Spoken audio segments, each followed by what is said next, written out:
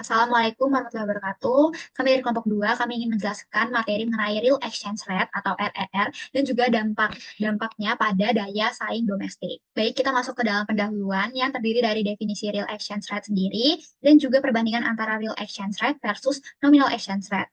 Nah, pertama-tama definisi terlebih dahulu. Jadi real exchange rate atau nilai tukar real itu merupakan nilai tukar yang telah disesuaikan untuk memperhitungkan perbedaan tingkat harga antara dua negara.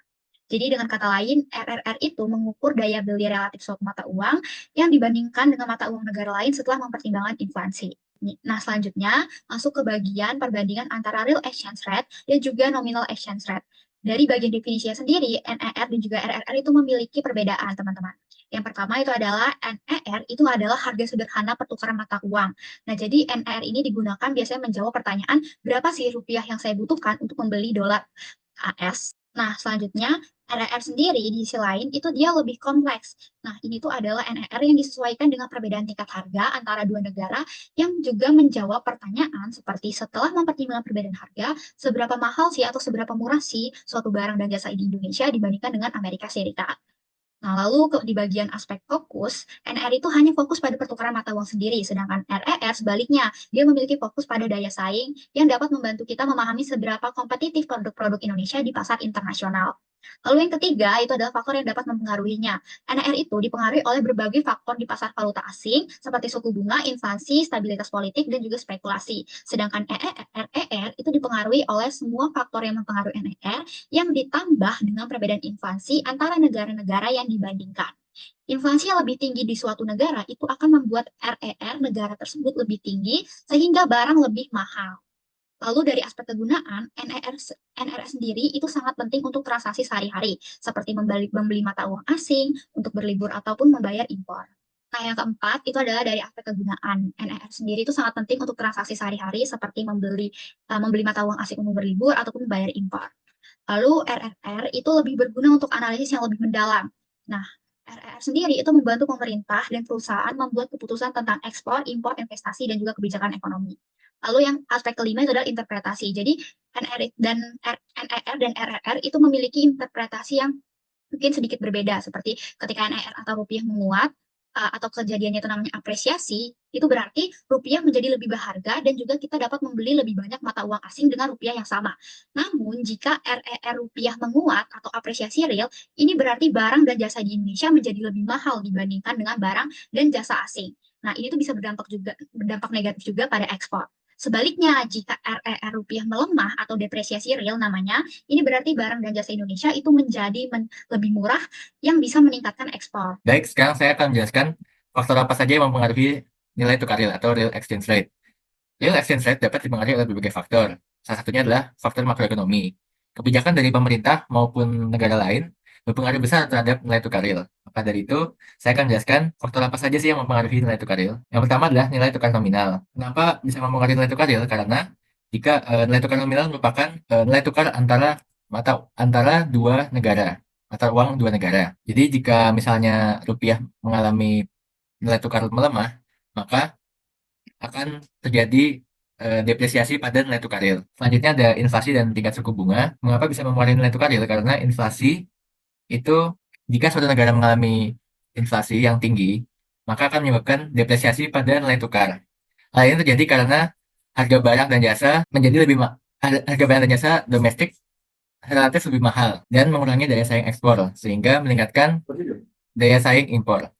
Akibatnya, permintaan terhadap mata uang domestik pun jadi menurun, yang menyebabkan depresiasi pada nilai tukar. Selanjutnya ada tingkat suku bunga, yaitu ketika suku bunga yang ditetapkan oleh suatu negara itu tinggi, maka akan menarik para investor asing untuk menanamkan modalnya di negara tersebut, sehingga nilai tukar real mengalami apresiasi atau peningkatan.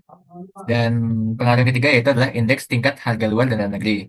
Dan kita tahu bahwa nilai tukar real ini mempunyai rumus, yaitu sama dengan nilai tukar nominal dikali dengan tingkat harga dalam negeri dibagi sama tingkat harga luar negeri. Jadi, misalnya suatu negara, misalnya di Indonesia, nilai tukarnya itu lebih rendah dibanding, eh, nilai harga domestiknya itu lebih rendah dibandingkan negara lain, maka terjadi depresiasi nilai tukar real. Kita masuk ke slide selanjutnya, yaitu adalah dampak real exchange rate terhadap daya saing produk domestik yang menjadi topik utama kita. Nah, di sini pada slide ini kita menampilkan tabel yang merangkum bagaimana nilai tukar real atau RER mempengaruhi daya saing produk domestik dari 4 aspek utama.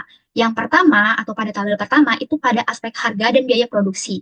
Depresiasi RER itu dapat membuat harga impor naik sehingga bahan baku impor menjadi lebih mahal, yang menantang perusahaan untuk mengendalikan biaya produksi sekaligus memberi peluang produk lokal untuk bersaing dari segi harga, teman-teman. Sedangkan yang kedua itu dalam konteks daya saing ekspor dan neraca perdagangan. Nah, depresiasi RER itu dapat menurunkan harga relatif suatu produk domestik di pasar internasional, yang juga nantinya berpotensi meningkatkan volume ekspor, meskipun efeknya bergantung pada elastisitas permintaannya. Selanjutnya itu fluktuasi RER yang tinggi dapat menimbulkan ketidakpastian investasi dan juga inovasi industri, sehingga stabilitas RER itu sangat penting untuk perencanaan jangka panjang. Nah, yang terakhir itu adalah dari sisi harga konsumen. Apresiasi RER itu dapat menurunkan harga impor dan juga dapat meningkatkan daya beli, sedangkan depresiasi jika tidak diimbangi dengan stabilitas harga dapat berdampak negatif pada daya beli. Saya akan menjelaskan studi kasus dan contoh nyata di negara Indonesia. Seperti yang kita tahu, ketika krisis ekonomi pada tahun 1997 sampai 1998 merupakan salah satu bentuk nyata bagaimana tekanan ekonomi dapat menyebabkan depresiasi tajam pada nilai tukar real. Hal tersebut disebabkan oleh yang pertama itu ada capital flight atau pelarian modal besar-besaran. Hal ini terjadi karena ketidakpercayaan investor terhadap stabilitas ekonomi di Indonesia. Sehingga investor-investor pada menarik investasinya dari pasar keuangan Indonesia yang menyebabkan tekanan besar terhadap rupiah. Hal ini menyebabkan permintaan tinggi terhadap mata uang asing, terutama yaitu dolar, yang menyebabkan depresiasi pada rupiah. Terus yang kedua tuh inflasi melonjak tajam. Inflasi yang tinggi menyebabkan lonjakan pada harga barang-barang impor, terutama pada bahan baku dan energi. Hal tersebut menyebabkan depresiasi nilai tukar real, karena harga domestik naik lebih cepat dibandingkan harga di luar negeri. Dan selanjutnya ada utang kepada IMF atau International Monetary Fund, yaitu ketika terjadi inflasi yang tinggi, maka pemerintah terpaksa meminta bantuan dana kepada IMF untuk menstabilkan ekonomi. Hal ini sebenarnya bagus untuk jangka panjang, namun dalam jangka pendek menyebabkan penurunan nilai tukar real karena ketidakpastian pada sektor ekonomi maupun sosial. Krisis ekonomi tahun 1997 sampai 98 menyebabkan depresiasi nilai tukar real melalui pelarian modal, inflasi tinggi, dan kebijakan moneter yang tidak efektif. Akibatnya, nilai tukar nominal pun mengalami depresiasi tajam yang memperburuk krisis ekonomi dan mengakibatkan kontraksi ekonomi yang signifikan. Selanjutnya, saya mengambil studi kasus di negara Amerika Serikat, yaitu pada krisis finansial global pada tahun 2008, dolar US mengalami fluktuasi signifikan. Meskipun awalnya menguat sebagai mata uang safe haven, kebijakan moneter ekspansif yang diambil oleh Federal Reserve seperti penurunan suku bunga dan program pelonggaran kuantitatif menyebabkan depresiasi nilai tukar dolar. Depresiasi ini membantu meningkatkan ekspor US kepada produk menjadi lebih kompetitif di pasar global. Namun, biaya impor yang lebih tinggi juga berkontribusi pada tekanan inflasi domestik. Selain itu, ketidakpastian ekonomi global menyebabkan volatilitas di pasar modal, mempengaruhi arus investasi dan stabilitas sektor keuangan. Nah, perubahan ini berdampak pada berbagai sektor, yaitu yang pertama adanya pada sektor ekspor dan impor. Yaitu, kenapa sih sektor impor ini terdampak? Yaitu ketika terjadi krisis tersebut, maka terjadi depresiasi nilai tukar real dolar US yang membuat produk-produk US itu lebih kompetitif di pasar internasional, sehingga pemerintah US mendorong untuk peningkatan ekspor. Terus yang kedua tuh juga di sektor ekonomi, yaitu ya seperti kita tahu kalau krisis finansial maka biasanya terjadi inflasi yang tinggi. Nah, kenaikan inflasi ini menyebabkan harga impor mengalami peningkatan, sehingga menekan nilai tukar nominal yang menyebabkan nilai tukar real menjadi terdepresiasi. Yang ketiga yaitu pada sektor pariwisata, yaitu ketika terjadi krisis finansial maka wisatawan asing itu eh, kunjungan wisatawan asing itu menjadi menurun. Hal tersebut membuat pendapatan negara US pun juga jadi menurun karena biaya di dalam negeri US itu mengalami peningkatan.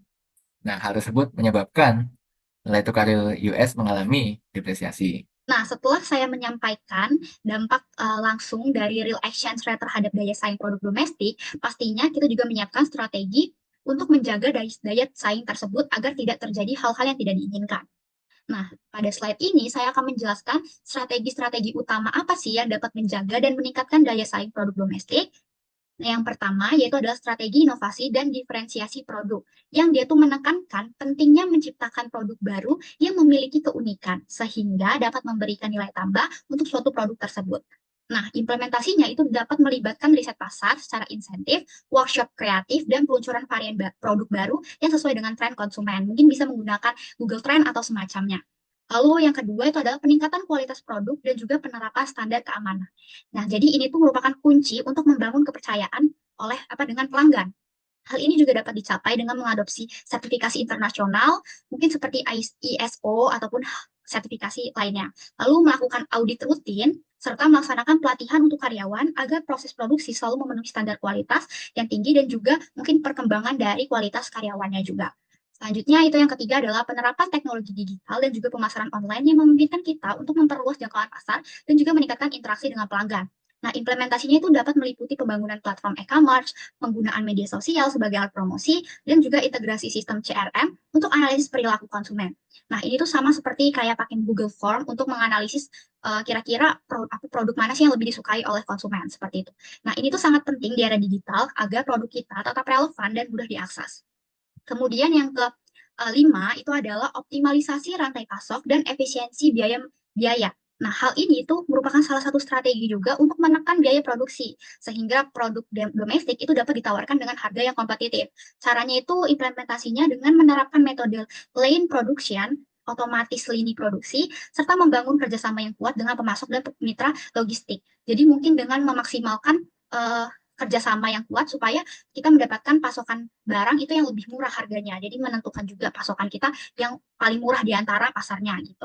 Lalu yang terakhir itu adalah dukungan kebijakan pemerintah dan akses modal sangat vital untuk dan yang terakhir itu adalah dukungan kebijakan pemerintah dan akses modal. Nah, ini sangat vital teman-teman untuk pengembangan suatu usaha. Karena dengan program pelatihan, kredit lunak, dan insentif fiskal dari pemerintah, itu tuh dapat membantu pelaku usaha, terutama UMKM, untuk meningkatkan kapasitas produksi dan juga inovasi dari produknya. Nah, dengan sinergi dari semua strategi ini, pastinya produk domestik tidak hanya akan mempertahankan posisinya di pasar lokal, tetapi juga pasti mampu bersaing di pasar global. Nah, dengan demikian, melalui inovasi, peningkatan kualitas, digitalisasi pemasaran, efisiensi operasional, dan juga dukungan kebijakan, kita dapat menjaga dan bahkan dapat meningkatkan daya saing produk domestik secara berkelanjutan. Oke, jadi kesimpulannya dari presentasi kami yaitu nilai tukar real dapat berdampak bagi perekonomian suatu negara karena nilai tukar real mempertimbangkan inflasi. Nilai tukar real dapat dipengaruhi oleh berbagai faktor dan berdampak bagi berbagai aspek dalam suatu negara. Yaitu ketika misalnya kenapa sih kita penting untuk menjaga nilai tukar real? Karena nilai tukar itu merupakan eh, suatu cara untuk melihat kondisi ekonomi suatu negara itu secara akurat. Karena tadi saya jelaskan kan mempertimbangkan inflasi. Jadi ketika nilai tukar real itu tinggi, maka ekspor pun menjadi mahal dan impor pun jadi lebih murah. Dampaknya apa? Ya eh, harga barang-barang impor pun menjadi lebih meningkat yang menyebabkan harga domestik menjadi lebih tinggi. Sedangkan jika terlalu rendah, maka harga barang impor pun menurun dan daya saing ekspor terhadap luar pun jadi tinggi sehingga nilai tukar realnya mengalami apresiasi. Nah, maka dari itu pemerintah itu perlu menetapkan strategi-strategi yang berfungsi untuk menjaga nilai tukar real suatu negara. Pemerintah sekaligus pelaku usaha berperan penting dalam menstabilkan nilai tukar real. Yaitu pemerintah bisa menetapkan kebijakan moneter dan fiskal dengan menyesuaikan suku bunga suatu negara sehingga dapat mengendalikan fluktuasi nilai tukar. Nah, hal tersebut dilakukan untuk menjaga keekonomian suatu negara ke depannya agar keseimbangan nilai tukar pun tetap terjaga. Berikut merupakan referensi dari apa yang kami presentasikan. Ya, sekian presentasi dari kami. Kami mohon maaf jika banyak kesalahan kata. Terima kasih dan wassalamualaikum warahmatullahi wabarakatuh.